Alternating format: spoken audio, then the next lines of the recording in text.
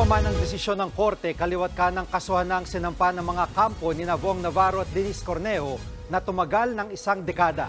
Nasa frontline ng balitang yan si Mon Gualvez. Yung kay Borgie, wala naman ho akong ginawa sa... Bago hatulan ng guilty sina Cedric Lee, Denise Cornejo at dalawang iba pa sa pambubugbog kay Vong Navarro, isang dekada rin ang tinagal ng labanan sa korte ng dalawang kampo. Nagsimula ito sa reklamong rape at attempted rape na inihain ni Denise laban kay Vong. Nag-ugat ito sa umunoy panggagahasa ni Vong kay Denise noong January 17. 5 araw matapos niyan, sinubukan daw siyang gahasain muli ni Vong.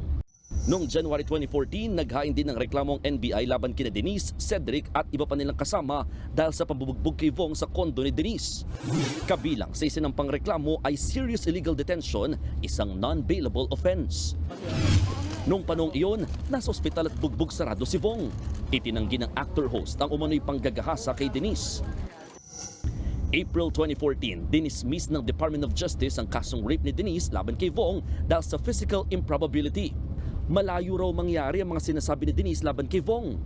Sa parehong desisyon, nakitaan din ang probable cause ng DOJ na i-indict sina Denise, Cedric at iba pang sangkot sa kaso. Sa parehong buwan, nahuli rin si Cedric Lee at isa pang kasamahan sa kasong serious illegal detention. May 2014, sumuko sa mga otoridad si Denise dahil sa parehong kaso.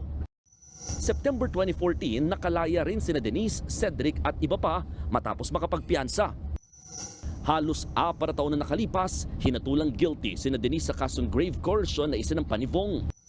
2018 at 2020, naghain ng resolusyon ng DOJ para paigtingin ang pagbasura sa isinampang kaso ni Denise. Binaliktad naman yan ng Court of Appeals. Kasabay niyan, inatasan ng CA ang Taguig City Prosecutor na maghain ng kasong rape at acts of lasciviousness laban kay Vong. September 2022, sumuko si Vong sa NBI matapos maglabas ng arrest warrant ng korte laban sa kanya.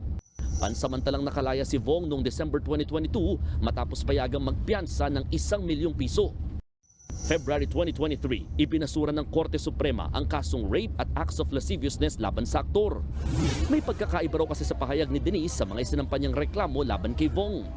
Ngayon naman, hinatulang guilty sina Denise dahil sa kasong illegal detention for ransom. Nagbabalita mula sa Frontline, Mon Gualvez, News 5. Mga kapatid, Jiggy Manikad po, iba na ang may alam at may pakialam sa panahon ngayon.